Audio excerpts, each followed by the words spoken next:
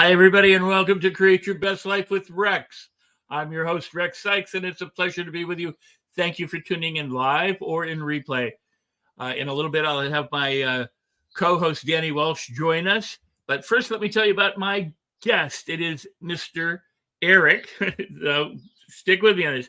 Mr. Erik, Mr. Awesome Swanson. And I'll tell you about that in just a second. But Erik Swanson is an award-winning international keynote speaker, a multi-time #1 best-selling author in 9 different categories of success, and nicknamed, here we go, Mr. Awesome by notable speakers Les Brown and Brian Tracy.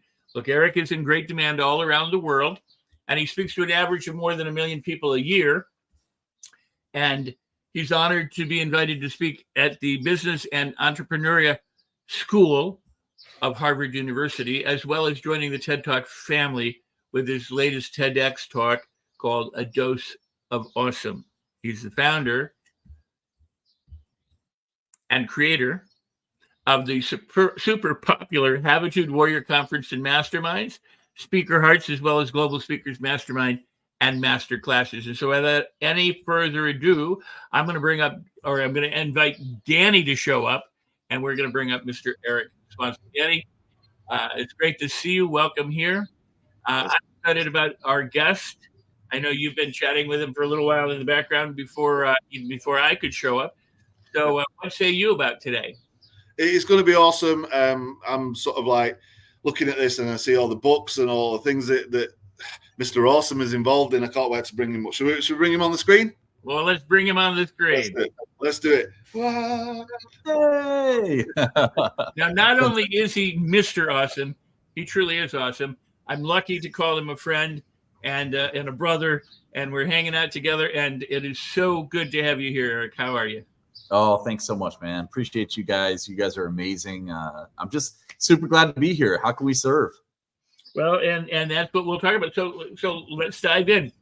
You know, you have accomplished so many different things, and you've got a number of books that you published about success and principles of success. But before we get into any of that, there are people who are going to go, okay, so how did you do it? You know, what was it that inspired you? And then how did you get to create the different kinds of business opportunities that you now have? I love the question. Well, I just went like that. I snapped an instant success. Yeah, exactly. Right. That's the way it is. A friend of mine used to say, people see the glory, they don't see the story. And it's how I did it. Okay, here we go. 25 years of our heartache and pounding the streets and doing the thing and getting up in the morning and talking yourself, right? Every single day. So it's that's how I did it. And perseverance is the key, constantly going the next day. And then I got smart, Rex and Danny. Then I decided, well, instead of doing it for me, which I did do it for me for the first 8-10 years, it was all, you know what I mean? Like you get in the business of whatever business and you're like, oh, entrepreneurship, that sounds fun. Let's work more hours for zero pay. That's perfect. So then I was like, well, I'm going to build. And, I didn't have it. I had success, but I didn't have as much until I realized it's all about building other people. And then about 8 or 10 years into my career, I flipped it, right? It's what I call the mindset flip. And now it's just everything just skyrocketed. Now I've got, I have my own library here. Apparently I've got like 30 books in the marketplace now and over 250 authors that are #1 bestsellers and really cool stuff. So there you go. That's me in a nutshell, man. Well, that's really cool. And I would submit 2 things. One is I think it is so true and so accurate. I know things that you talk about, things that I talk about, things Danny talks about, is the difference between when the focus is just on ourselves and making money, it seems like a huge struggle. Mm-hmm. When the focus is on serving other people and uplifting and edifying other people, suddenly it gets so much easier because it takes the focus off of us, puts it where it ought to be.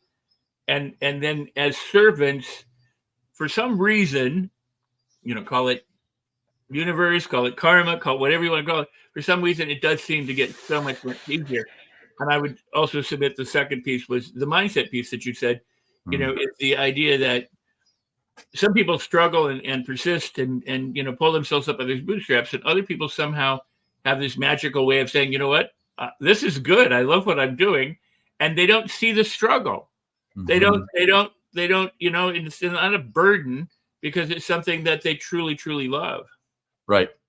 Yeah. I want to address that real quick. It's like this. It's like, you're waiting for the bus and you're like, oh, I need to get this bus. This bus is so cool. The cool kids are on it. Like, I need to get it. And then you miss it. You're like, and you get all upset for like a time period, right? It's all about, I was talking to my mentor, my dear, dear friend, Brian Tracy, the other day, and it's all about time. It's all about timing, so I missed the bus. Okay. And I see it go and it's like, oh, there they go. And then the timing, what's the timing? Well, the next bus is coming in an hour, let's say, or is it a month or is it a year? Like I wish I stayed back. I'm a November baby. Okay. November 22nd.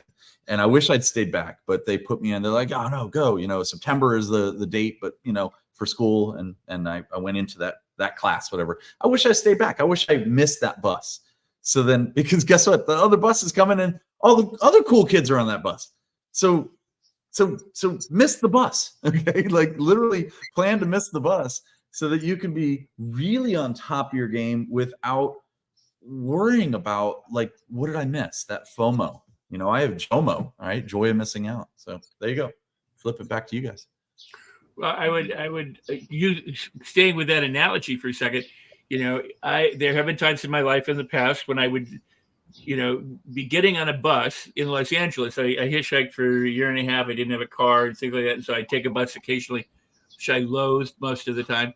And at that time, but if I were really excited about where I was going, I didn't notice the waiting for the bus. But if I, on the other hand, were waiting for the bus and going, oh God, is the bus going to come, or it's late, or it's this, or it's that, or, it's going to take me 3 hours to get to the beach, on a bus, then it was a very different experience. So it had to do really with either I was into the joy of arriving at some place, or I was worried about getting there or something, and that very difference makes a difference. It does. Yeah. And Rex, what it does is it gives you peace.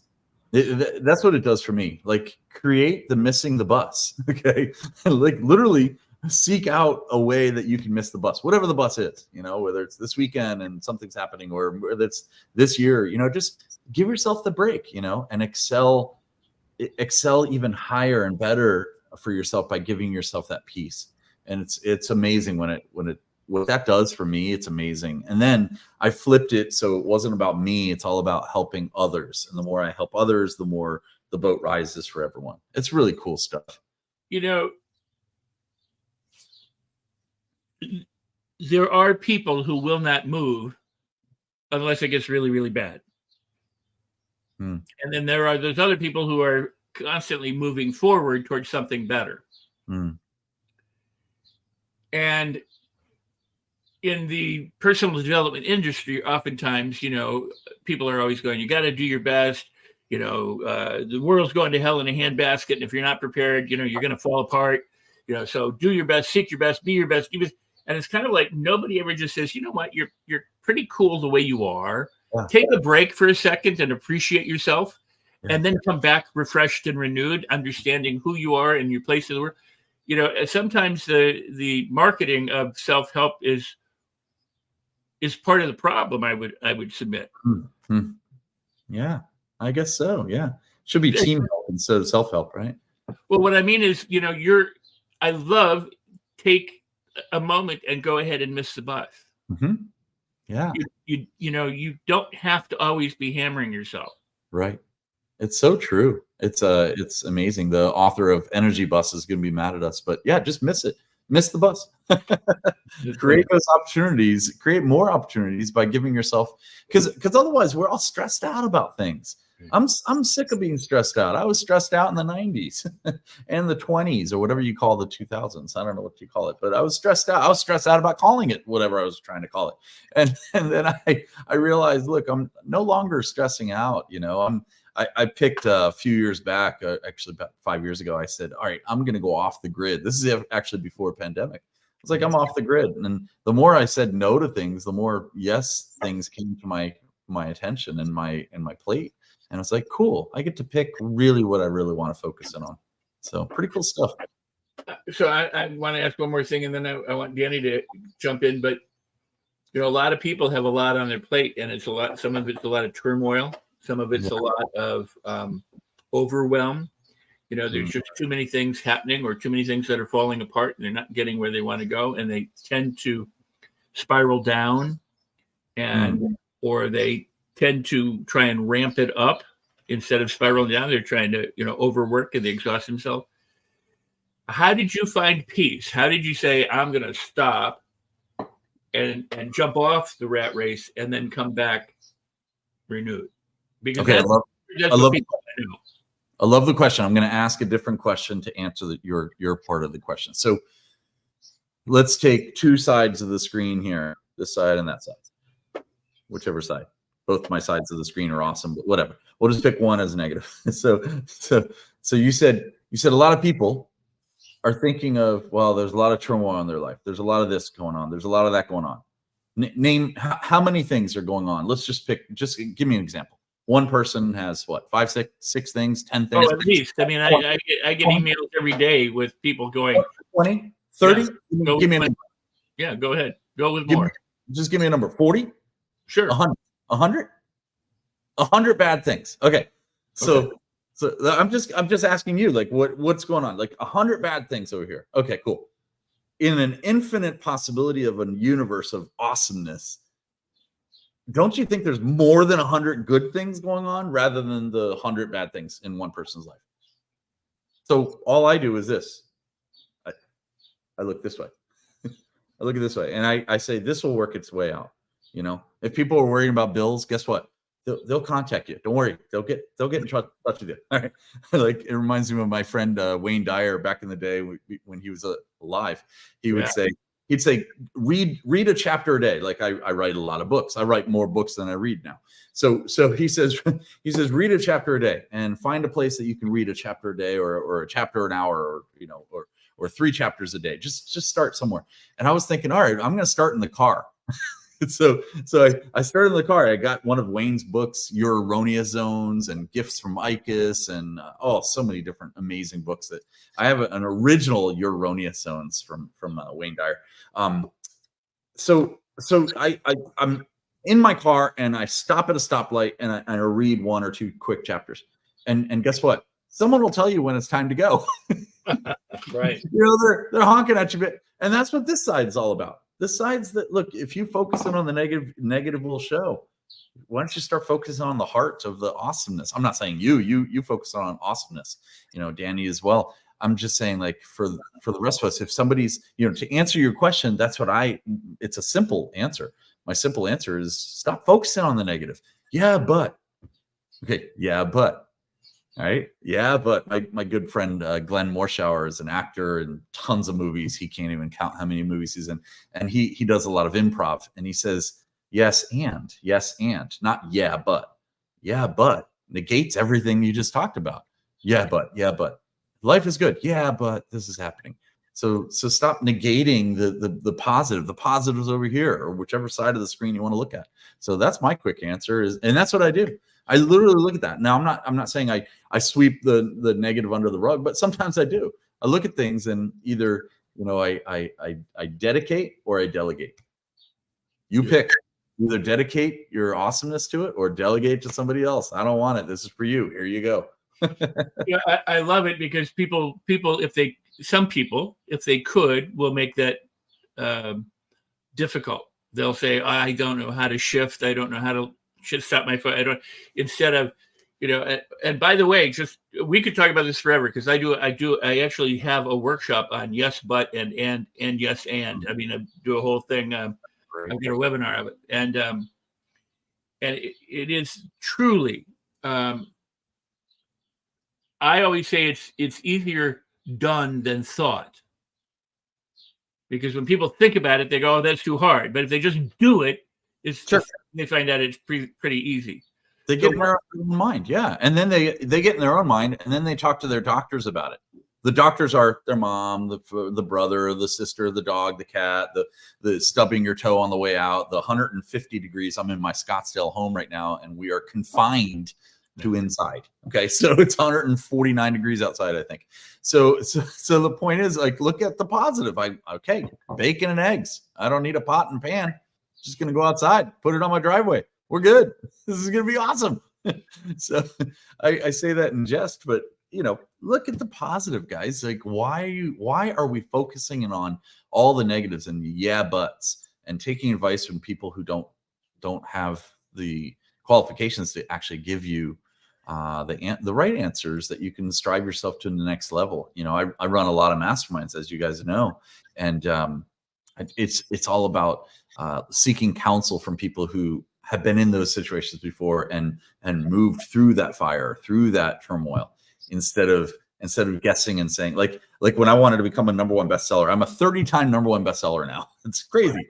Like, it's nuts. It's crazy. But the first time I didn't go and, ask my buddy, hey, I'm thinking about doing this. What do you think? How should I do it? They're like, I have no idea.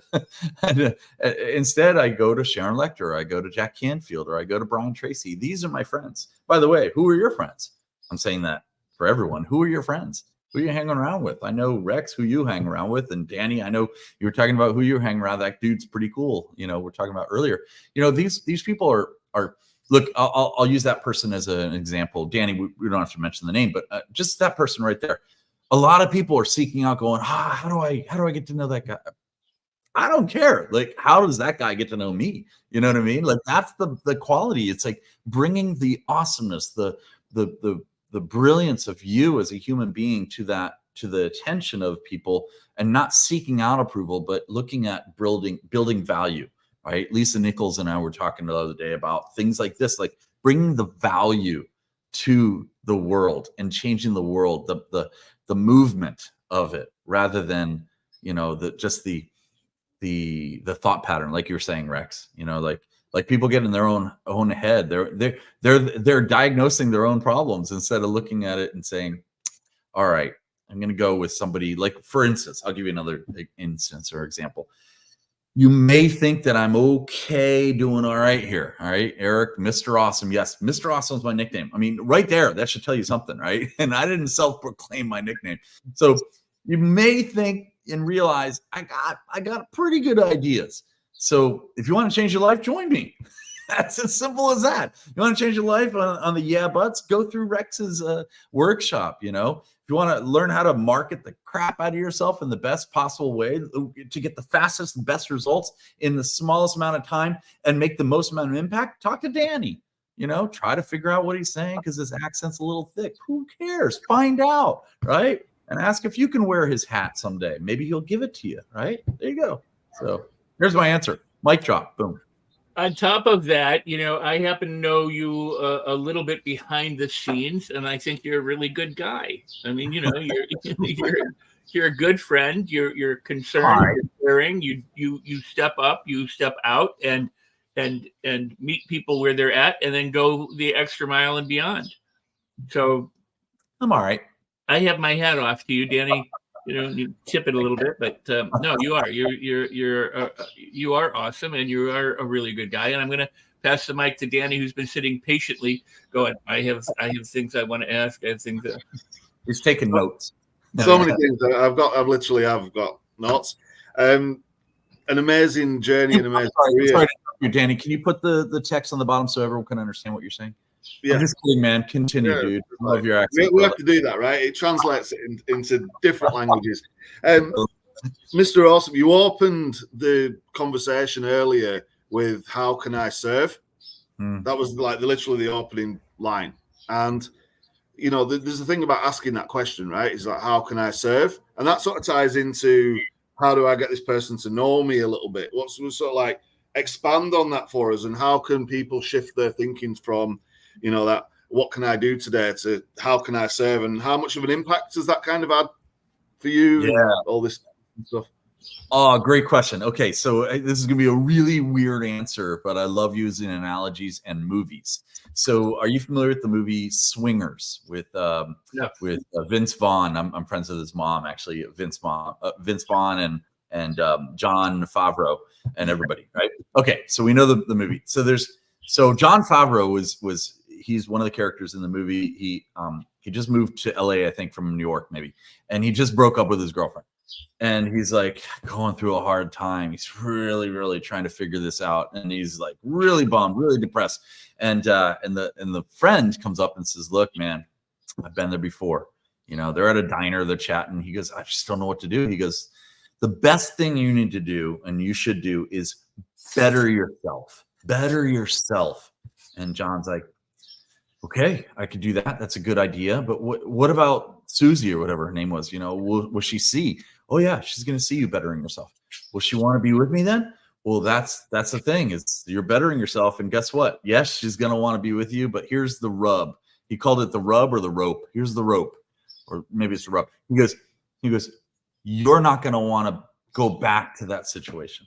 You as an entity are going to change. Your cellular makeup is going to change. So you're not going to want to. You're not going to need that approval from Susie in this case." Okay. Same thing I was just talking about a second ago, Danny. You know, we're chatting with, you're working with some high-powered individuals. We've talked about it offline. And, people seek to reach these people, right? I don't personally, because, look, I'd love to. That's great. Let's go grab a beer, even though I don't drink. And that's cool. Let's see how I can help you. Because once if you do the analogy, do I want to connect with individuals who are changing lives? Yes, and that's one of them, right? Have I done this before? Yes. All of the people in my number one best-selling books, the 13 Steps to Riches, I have 13 celebrities that are huge, high-powered. I mean, Rex knows who I'm talking about. And we're talking about people who are impactful around the globe. How did I meet them? It's because, well, did I have a desire to meet them? Sure. Did I really, was I gonna change my whole life to meet them? No. That's the rub. Once you seek the awesomeness and you're not seeking approval, then the approval comes and you're like, cool, now I'm changing their life as well. I guarantee you, all 13 of the people, just in my one book series, I'll name, here, I'll give you an example. Dennis Waitley, Dr. Dennis Waitley, NASA's performance coach, okay, wrote the very first, it's up here as well, very first book with me in this book series right here, and among 12 other amazing individuals. Dennis Waitley and I are super great friends. I text him 3, 4, 5 times a week just to check on him. You know what he said to me the other day? He goes, "Eric, you're a true friend. Most people call me just so I can be on another summit. I could be doing this. I could do that. I could do an endorsement." I'm like, I call everyone dude when I'm really friends with them, or dudette if it's, like Sharon Lecter or something. But I said, dude, to Dennis, I go, "I just love you, man. I just want to share me with you and you with me. And that's what I'm looking for. And how can I help you? How can I serve?" And he's like, "Wow, that's not common these days." And isn't that sad, Danny and Rex, that it's not common these days? All right. Hopefully that answered your question. Don't know if I did. It's an interesting thing, and you touched on a little bit about, I guess I wrote down permission, and you kind of went into this because you've got to give yourself permission to go out there and do that, right? And even ask that question and get yourself in front of people with the right intentions. Mm-hmm. People get caught up on the permission thing and they look for validation, which I don't think is the same. What's your thoughts or thinking around that permission validation? Is that a hamster wheel to nowhere? I don't know. What's your thinking? No, it's not a hamster. It's very simple. Well, it's a hamster wheel for most people, but for me, it's really simple. For you, Danny, and for Rex, very simple. We look to give ourselves permission. We look to change people's lives, yet we don't look for recognition. That's it. There's your secret formula. That's it. Maybe there's a book in that somewhere, or if it's already in there. Well, I'm sure there is. There's the book of know, like, and trust. Yeah, that's coming. But I want to say this because I so agree with that. And I have I've said for a long, long time, and I've written much about that, and that's not what matters, but I agree in that leaders don't call themselves leaders. Other people call them leaders. The leaders don't talk about themselves like, oh, I'm a leader and I'm this and I'm that and I'm all those things. The other people do that. You can almost always tell who's a genuine leader because of the walk that they walk and the talk that they talk, and it's not about them. A bus driver or a tour guide doesn't go, I'm a tour guide and I'm so cool, and by the way, I'm doing all these incredible things. But what they do is they tell you what to look out for and what you might find that's really cool, and they serve. I mean, and that's how you know them, is by their service. And that's what I really appreciate about you and what you say and what you do for all the people that you do serve in the world. So that's wonderful, because there are too many people who it's about them and not really, they say they serve, but it's about them. And I've been in this business 50 years, so, at least. And the thing about it is that you see these people come in and they count heads in a program or a mastermind. They go, I could do that. I could make a fortune if I did that. And they have no desire to serve. It's just another income opportunity, like a fast, if they knew how much it used, especially in the old days when there was overhead that was different than today. A lot of online stuff is different than it was, with 4-color brochures and graphics and mailing cards. Once they found out how difficult it was to fill a room, many of them dropped out. Or I would say virtually all of them drop out, but so it is truly the service. I want to take a moment. I'm going to pass it back to Danny to say, there are comments in the chat room. I don't know. I don't see them here, but there are comments in the chat room. I haven't seen them on the screen. And for those of you watching live or replay, if you have questions of Erik, please go ahead and ask. If you've got comments, please do say that. Go ahead, hit likes and all that kind of stuff. And be sure to share this out whether you're watching live or in replay. So, and because we stream to multiple platforms, not everything is seen and not all the numbers are there. So just hang in and share it and enjoy it. And we love you. And thank you for being here and watching us and watching Erik. Yeah, so good and such an amazing journey. You mentioned 13 steps to riches. Now, is it as clear cut as 13 exact steps? Are they little steps, big steps, side steps? There are a lot of side steps, I'm assuming. There's a little book called Think and Grow Rich that was written in 1937, and it was done by a gentleman named Napoleon Hill, and he included 13 steps to riches. And what I did was I became close friends with a gentleman named Don Green, who's the president of Napoleon Hill Foundation. And back years ago, about eight or 9 years ago, I had this idea, this dream, and I said I've got this idea. I'd like to bring his 13 Steps to Riches, to the forefront of today's era. Today's millennials and the millennials, whatever the heck that's called now. So, and he says, okay, great idea. And I said, well, I want to do it in a different way, though. I'd like to dedicate or delegate. I'd like to dedicate each step to a different book. So there'll be 13 books in the series, and I'll include 33 authors and 13 celebrities in it. And he gave me the blessing after we went through and talked to the powers to be. And, I'm happy to say that even the living grandson, JB, from Napoleon Hill's grandson, he's going to be in actually, he's writing a foreword for one of the books coming up, and just so excited about this. So they're literally 13. They're probably all back here. There you go. There are 13 of them. The first one, the step is desire with Dennis Waitley. And the second one is faith with Sharon Lecter and myself. And it goes on: auto suggestion to specialized knowledge, imagination, organized planning, decision-making, persistence, masterminds. Did that one with Brian Tracy. Transmutation, subconscious mind, the brain with John Astroff, and Kevin Harrington's rounding out our 13 steps with the Sixth Sense. So pretty cool stuff. Very cool stuff. We've got some links. We can put them up in a little while and show people how they can tap into the amazing book collection that you've got there. But if you flick to any page in that book, just like grab the book, open it up, flick to a page, what's one takeaway you can give somebody right away from that that's going to, one, encourage them to go and get the book, but also it's going to give them some empowerment and motivation right now on the stream, whether they're watching live or on the replay? I love the question. So it's all about decision making, you know, and that's the random. I'm going to just pick it randomly. There you go. Decisions. Everything starts with a decision. Everything starts with your mindset.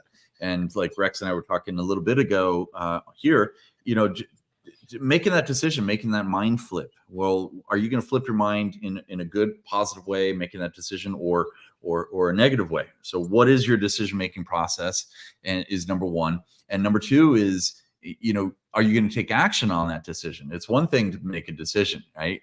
I like pizza and I want pizza, but if I'm not going to make a decision to make the phone call to get pizza, I'm not getting pizza. So I do like to say the word pizza though, apparently. So making the decision is really, really important. You know, like you, Danny, you know, you're a go-getter. I can tell already. How can I tell that you're a go-getter? I mean, honestly, there's telltale signs for me. One is you're in clearly that's not your background. I hope. I mean, look at the flower. It's beautiful. So it's a beautiful flower. I just don't see you having a flower behind you in your screen.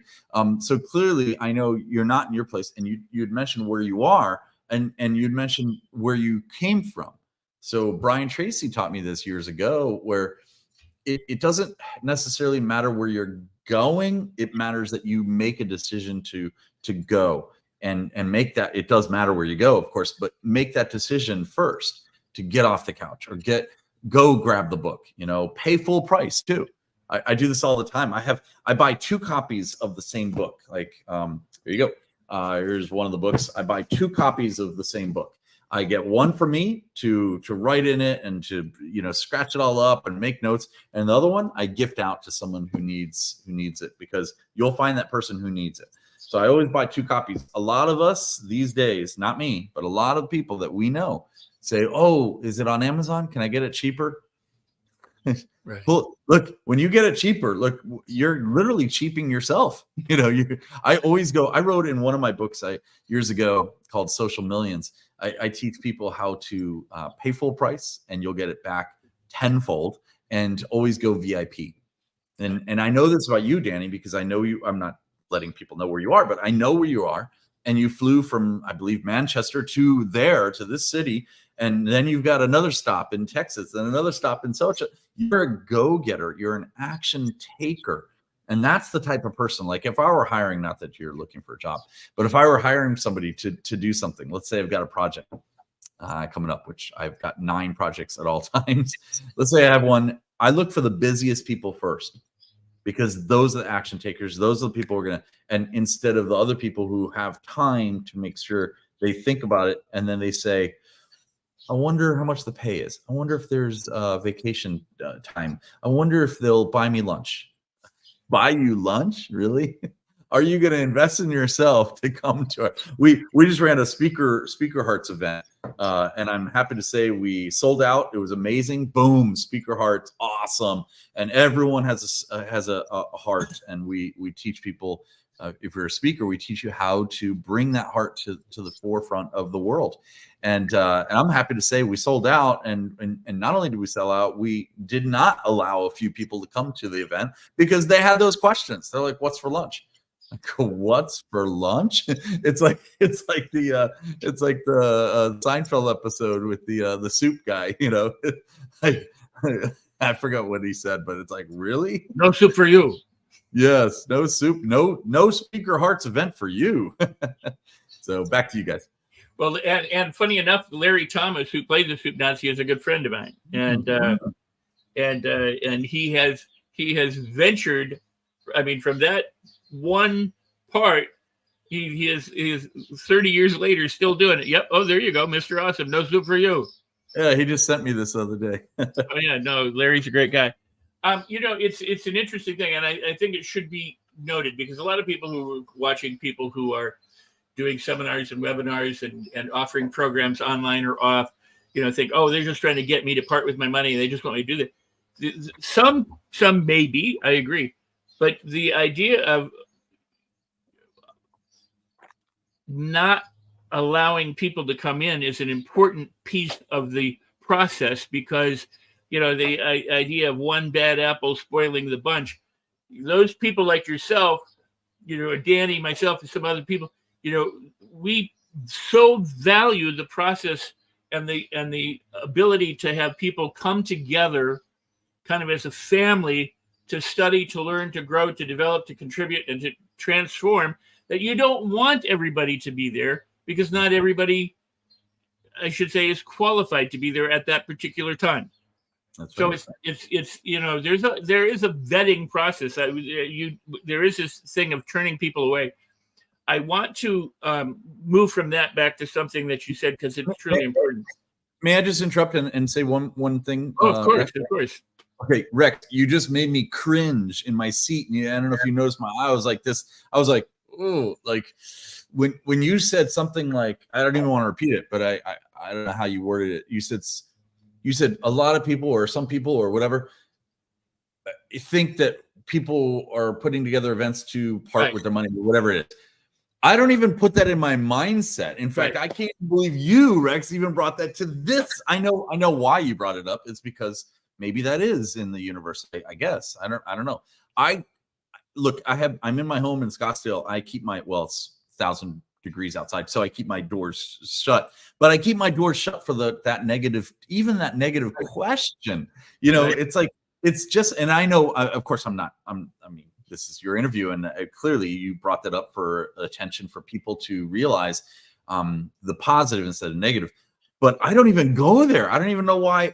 I've trained myself so much that I don't want to even bring that to my brain, that is a possibility out there. I know it's important to bring up, but man, maybe I'm just an anomaly. Well, there's a difference between bringing it up and entertaining it. Sure. Yeah, of course. So I mean, because Napoleon Hill would say, put yourself in your 3-walled castle kind of thing, and don't let certain things in. So I completely agree. But at the same time, there are people who are watching this, and people who, that's where they go. And we can't put the flash. Do people who are watching you guys, aren't they like super? You would hope. Yeah. Oh my gosh. Well, we need to do more of these. Let's go 9 more hours, because we need more. We serve all kinds. We serve all people.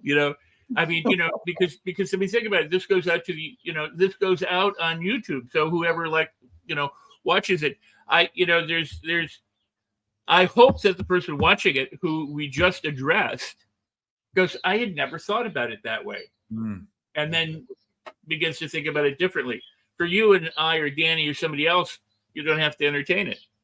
Of course, right? No, that's a good point. But I wanted to say, because you brought up something earlier, and all of this kind of fits together, and that would be, there's this, and I kind of changed it, but people say, the journey of 1,000 miles begins with a single step, and I say, well, that's partly true, but the first step is inside your head. You have to decide to go on the journey, and then the next step is on the planet. And what you're saying about, making a decision and then acting, a lot of people are encouraged to take all sorts of actions, and they spin their wheels, and they don't take fruitful action or right action, because they haven't developed the mindset, or they haven't made a powerful decision, or they don't have the desire, which, we know from Hill or from others, that it first starts here and then it goes there. So can you share some of the strategies that you would teach for your students, for the people watching, or the people we just addressed with the, oh my God, I can't believe you said that, Rex, for harnessing the positivity and harnessing those thoughts and creating those kind of good habits that they want to, because a lot of people wish to change, but they don't actually change for whatever reasons. Can you suggest some tips or strategies or approaches that you might encourage? Yeah, of course. And I'm going to go fast. So here we go, because there's a lot to it. And I love uncovering this. I love it. Okay. Number one is Bob Proctor did have it right. Thoughts are things. So that's number one. Thoughts are things. They're literally things. Like if you want to develop something, well, it needs to be here first. This brain, this amazing computer of awesomeness, nothing happens until something happens here. Even AI doesn't happen until something happens here first. So that's number one. Number two is Roger Bannister, 1954. Write it down. Yes, 1954. 4-minute mile underneath the 4-minute mile. Nobody had done it before. After that, 16 other people did it within 6 months. Why? Because they had the brain power and the attitude. So now you're connecting here with here, the desire and the heart. Well, that's why it's called speaker hearts, right? Boom, I should wear this emblem here. Let me wear it right now. It's all about putting your mindset and giving yourself that heart. And then what else do you need? The other ingredient, Danny and I were just talking about before, permission. You got to give yourself permission to get your ass off the couch and move to the next level. Permission to say, yes, I can be a #1 best-selling author. Permission to say, Marie Diamond, I co-wrote this with Marie Diamond from The Secret. Really? She would take my call? Time out. Would I take her call? Yes, I did. And this got developed, right? Same thing we're talking about, Danny. Same thing for all these things. Like this one, we honored Zig Ziglar in the Book of Mentors here.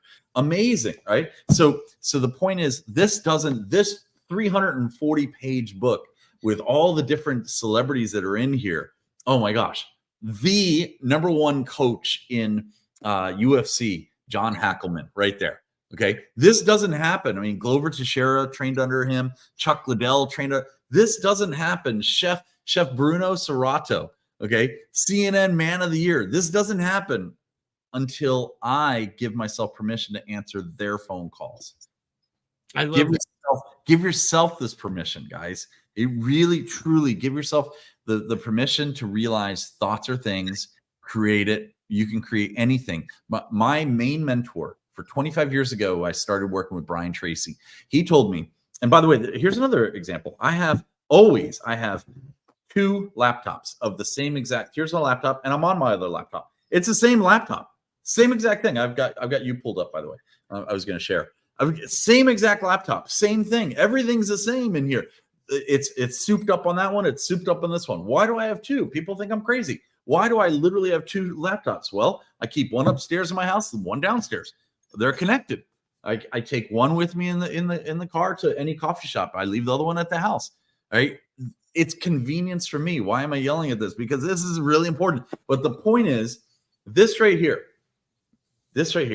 Brian Tracy told me this. He goes, this is 25 years ago. He said this. He goes, you can go anywhere in any country and walk through any customs. And they say, are you bringing in anything, any cash, over 10,000 or whatever it is? Or well, I'm bringing in a multi-million-dollar company. Really? Well, you need to declare that. Well, I don't need to declare it. It's in my mind. And then it's going to be on this laptop, and it's going to be built in wherever the heck I'm going to, Manchester, England. All right, we're going to be doing a speaker hearts in Manchester as well. So everything is thoughts. Everything. My whole company is built off of thoughts. 3 of the companies. The 4th one as well. So there you go. Reminds me also, I'll share just a funny story. Friends, TV show Friends, Joey from Friends. Remember the time where, he's an actor, and remember the time where he walks into Chandler's office or something, and he gets a job or something there. Right. There's something about like, I've got 2 kids and a house in the burbs. Really? You have 2 kids? Yeah, wait. I think we just had a 3rd one. It's just thoughts, just done. Anyway, I remember that episode well. It's very charming, and he gets himself in trouble because his character that he develops wouldn't do things and starts ratting Chandler out. It was a great, but it does show you the power of imagination and how important it can be. Absolutely. And let me ask you guys, I'm going to flip the channel here for a second. Let me ask both of you. I'm just curious about what your answer is. Why do you think it's convenient for me to have 2? Why do you think I should give myself permission to have 2 laptops? Same thing. These laptops are $3,000 each or $4,000 each, whatever it is, souped up, right? And most people don't give themselves permission because they can't. I can't even say the word, the A word. I'm not going to say it. They say to themselves, I can't. Whatever that word is. Yeah, I don't want to say it. Well, what are your thoughts on that? I'm just curious, both of you guys. I think it's likened to, I forget the name, but the guy drops $100 bill. It costs him more to bend down and pick it up, right?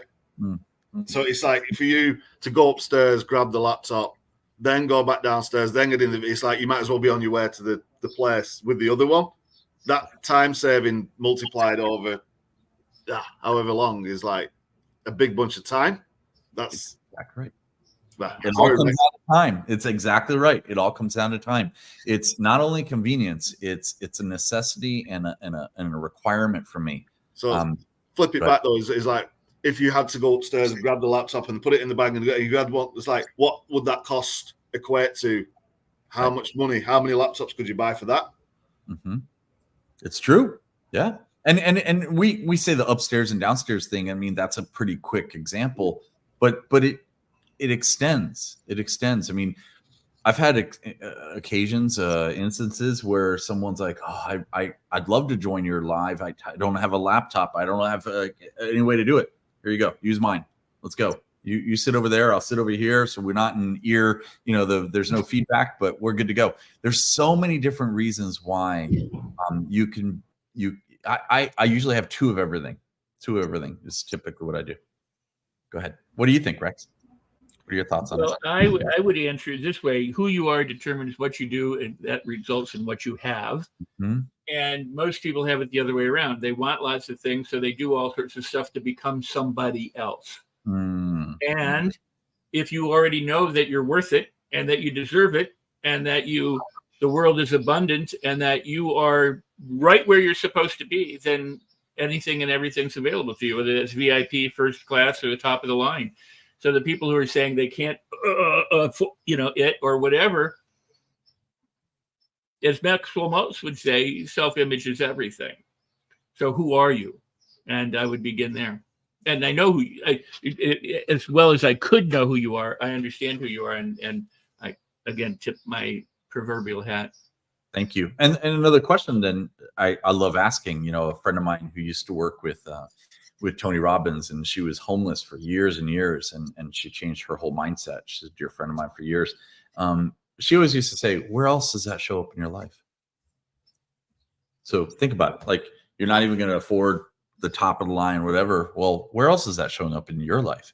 If you're saying no to yourself, if you're listening to this, if you're saying no to yourself of how to afford it, or I don't want to spend the money on myself, yet you expect other people to spend money on you. That's my question. Like I used to train after working with Brian Tracy for about 3 years or 4 years. They trusted me to go ahead and train all of North America, US and Canada, for all the auto dealerships everywhere. And I would run into Grant all the time. Grant Cardone used to be he and I would run into auto dealerships all the time. That's where he got his start. And I just remember, like, here I am going into these auto dealerships, and I'm selling whatever I'm selling, or I guess back then we're selling training for Brian Tracy stuff. And here they're selling their vehicles, their whatever it is. I was working in Mercedes-Benz. I was working in this company, that company, and then I thought to myself, well, if I'm going to really walk the walk, why don't I invest in myself? So that year I set a goal, and I hit that goal, and I bought my 911 Porsche Turbo, and went in and said, okay, well, here you go. And you know what happened?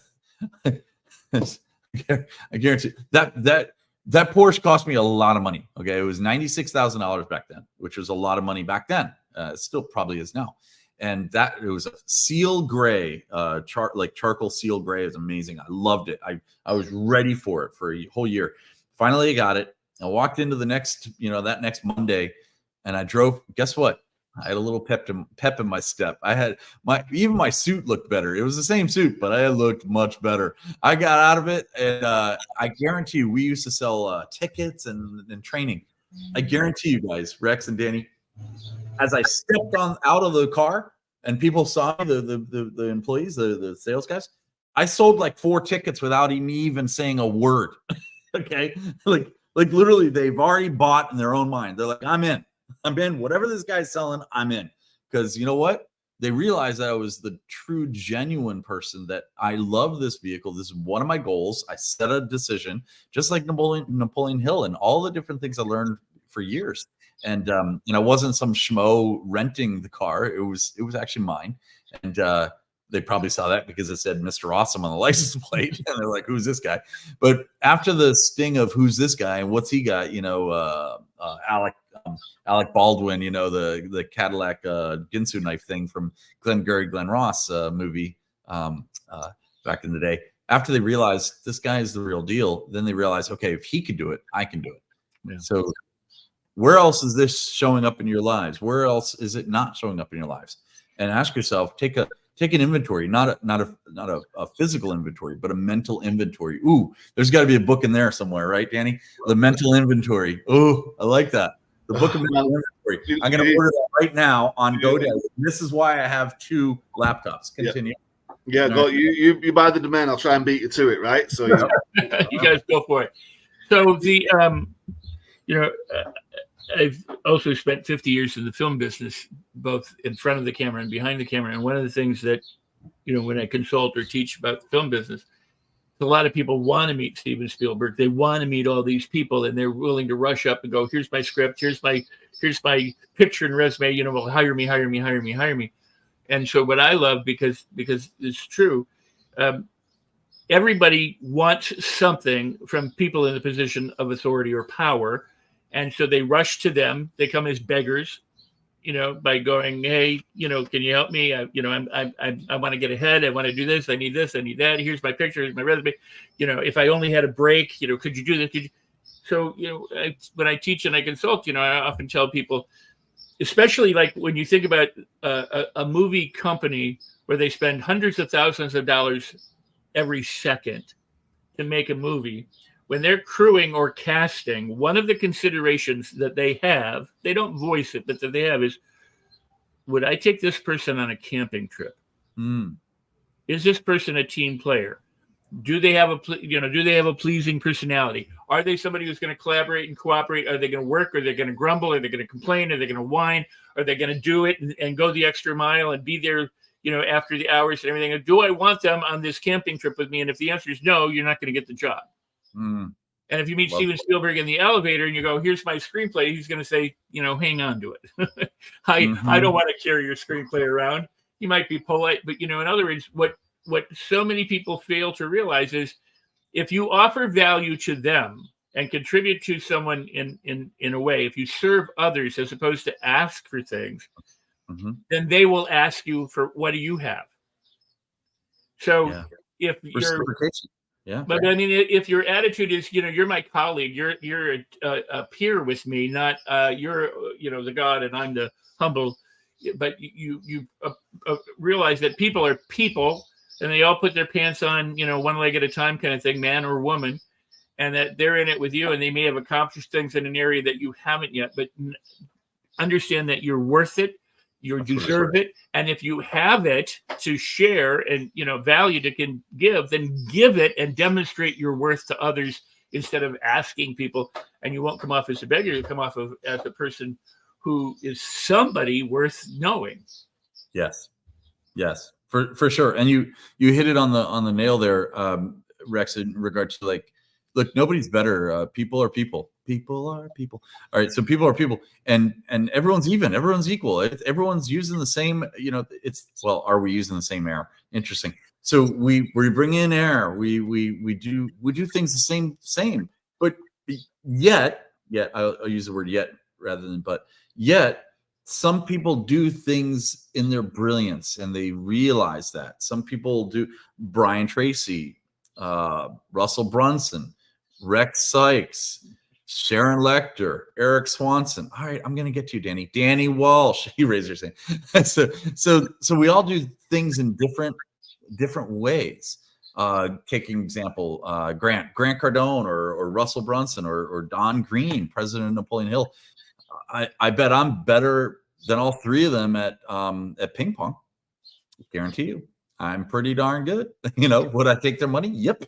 They might be better, let's say better in certain areas, marketing or this or that. What is their genius? Their awesome genius. So I love that conversation. There's a whole nother book. I'm always looking for books. And if your listeners and and viewers are looking to write a book, talk to me, talk to us, Rex, send them our way. We'll help them get on stages and and write some books and become #1 bestsellers with us. So happy to help them.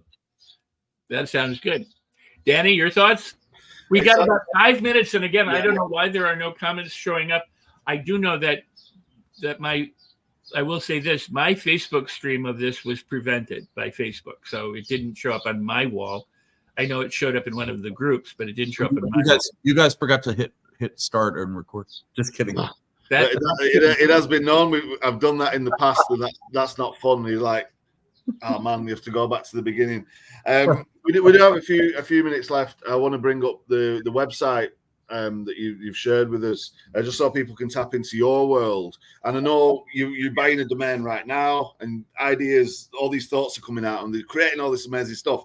Like, it's clear how a business can emerge in an instant, and how you can take that forward online, right? I'll put the website up. Do you want to talk to us a little bit about what folks might find when they visit speakerhearts.com?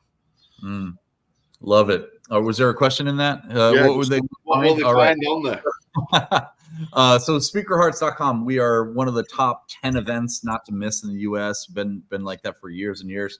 And it's because we come from the heart, and we have about 20 speakers that come onto our stages. It's all TED Talk style presentations, and pretty moving. We just had one in Scottsdale recently. We're looking at San Francisco is going to be on our lineup coming up in next couple months here. We've got Puerto Rico, San Juan, Puerto Rico, Maui, Manchester, Nashville, Dallas. They're popping up everywhere. So, go and become a speaker with us. It's pretty amazing. Most of us have a voice. Most of us have a heart, and we just need to combine both of them, and we help you do that. It's pretty cool because day one of the of the Speaker Hearts is a mastermind. So we literally mastermind. We teach what to say, what not to say, how to craft your speech, how to really make an impact in your speech and the world. And then day 2 and day 3 are literally the speeches that we broadcast them in certain ways, and it's pretty amazing. But we have a vetting process, like Rex, you were talking about this earlier, and Danny as well. We don't say yes to everyone. That's the key. It's we want to make sure that it's the right type of person that's ready to learn, grow, and not ask what's for lunch, but ask how can I provide lunch. I love it. Yeah, absolutely. Speakerhearts.com.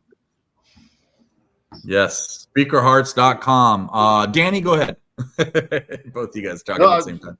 I think we got it together. There was a bit of a freeze on maybe I'm outstaying my welcome in this kind lady's office, right? So I know we have to wrap this up very, very soon, but I know Rex was going to come in as well. But just thinking, closing words, closing remarks, things that might have come to mind, domains that you've bought in the last 60 minutes. What are your sort of closing thoughts and what people might be able to do, or how you might be able to spread a little bit more kind service to the world before we wrap this up? I think that's for you, Rex. What are your closing remarks, Rex? My closing remarks are this, because I'll say closing remarks after we say goodbye, but is there anything that you have in all the times you've ever spoken or been interviewed or had a discussion or been on stage or a platform or anything that you've wanted to say, but no one thought to ask, that if you could talk about it in a minute or so, that you would do? That's an interesting question. I love that.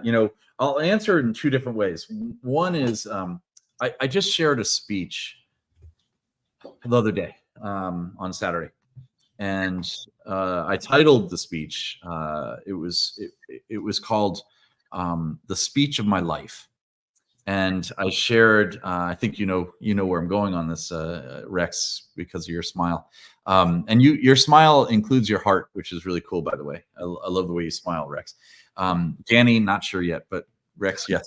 So I titled it the Speech of My Life, and I shared that there were 2 instances that I was nervous in my shoes, and very sweaty palms, and really just very nervous. I don't know if you guys ever get nervous on stage, but there were 2 times that I could pinpoint exactly the days One was about 15, 16, 17 years ago. And it was when my mother ended up coming in and seeing me speak. Have you ever had your mom sit in the front row to watch you speak? It's nerve-wracking. And it was crazy. It was awesome. But what was really cool, and I guess my point here is that, I developed Speaker Hearts out of a thought, because I feel that a lot of us have hearts, and a lot of us, all of us have hearts, and a lot of us need to learn from, I don't call myself an expert, but somebody who knows what's going on and how to bring it out of you to share with the world. Because all of us, like our friend Les says, we all have gifts, right? We have gifts to the world, and yet we're all sitting on them. Another friend of mine says we all want to make $1 million, yet we want to still sleep till noon, right? So is there where else does that show up in your life? So what I did was I delivered the speech, and we could teach you how to do this, because it's pretty simple, actually. You just need to have somebody else look at what you're doing. And if you're like Brian Tracy was telling me the other day, cooking a Caesar salad, he actually literally has a recipe for a Caesar salad. Brian Tracy does. It's amazing. And you need someone else to taste it, to try it. Too much this, too much garlic, too much, sardines, and different things, right? What is in your Caesar salad? So we teach you, we help you create your Caesar salad, which is pretty cool. And that was my speech. That 20 minutes into it, my mother was watching me in front row. All right, this is in Washington, D.C. And there were hundreds of people in the audience, about 300, I think, and she was right in front row. Finally, I asked her how I did, and that afternoon I said, feedback, tell me, Mom. I was very nervous to find out what she thought. She says, honey, the first 20 minutes I was so nervous for you, but the rest of the hour I forgot it was even you. She goes, you just made, yeah. And that's where I realized I got approval, but I arrived, right? I arrived, and I was delivering something that was out of my body. It was more of an impact, right? And that was my first time ever that I'd ever been nervous in a speech. And my second time nervous as anything was this past Saturday. I was also in front of my mother and delivering a speech. And I'll leave it at that. And it was amazing. It was amazing. She was front row too, front row, front seat. Yeah, I'll leave it at that. So that being said, those are my closing remarks. I do have thementalinventory.com. Go there. It goes right to me. I just did it while we were speaking. Yes, sir. It's a done deal. So you got to check it. Let's see. And who's ever watching this live was there when it happened. And if you're watching in replay, you saw it occur. So. I also have, if you want to hear a funny one, I have notTonyrobbins.com. Goes right to me. Okay. So amazing. I love that one. I love that one. How many domains have you got in total, roughly? 233 right now. That's taking action right there, though, as well. And sometimes it's like, what does taking action mean? Buy the domain. It goes right to it. That's awesome. So cool. So cool. You guys are amazing. I really appreciate you guys coming on to my show. Thank you. I want to close out by thanking the world. Thank you guys. Please give it up for Danny Walsh and Rex Sikes being our beautiful co-hosts today. Thank you. And sorry, I'm just taking over your show. Thanks for coming. It's been fantastic. Stay tuned. Well, next week we have. I love you, brother. We'll be talking soon. And thank you for being here and sharing and giving so much value to the people who are watching now and who will watch on into eternity. Of course. Thank you, gentlemen. Really appreciate you. All right. I'll be talking to you in just a little bit. Yeah. Thanks so much. Rex. Wow. That was great. I love you, Erik, and happy trails and travels and everything. I enjoy listening to Erik and being able to converse with Erik. I had something we did a little while ago, and he spent days and days and days trying to send me food. I can't whatever it's called, Grubhub or whatever, And I just so appreciate him. He's very kind, very gentle, good heart. So I thank him for being here. Yeah. So we have some exciting news to tell everyone. Something that we're doing. Yeah, indeed. We've worked hard on this, Rex, and I know this is something I've been discussing with people even when I've been out and about. Just put the link up down below. You've got the book study coming up where you're going to spend some time with folks, 5 days or more even, studying a book that I think is so instrumental in your development journey, right? If you want to tell us a little bit about what you're studying and why.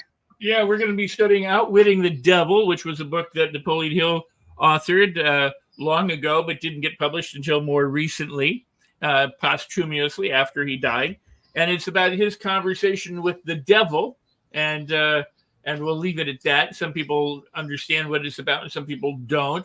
But we're going to go into it. We got 5 days, an hour a day. It's easy to do. It's absolutely free. You can sign up, and we'll explore. We're not going to, obviously, in that amount of time, we're not going to read the whole book, but we're going to go into the principles and some of the practices, and not just from Outwitting the Devil, but kind of the gestalt of the work of Napoleon Hill, because you have Laws of Success and Think and Grow Rich and all these other books and Outwitting the Devil, and they intersect, they tie together, the different development points in terms of Hill's life. So we can address some of that, but I'm really thrilled because going deep on the works of Napoleon Hill is something that I've been doing almost all of my life, and doing book studies and talking and teaching in master classes these principles and practices so that you can transform your life is what this book study is all about. Yeah, I'm so excited for this one, Rex. I'll put the thing up again, and we can like pop out from the side and sort of like indicate what people need to do. That's the book.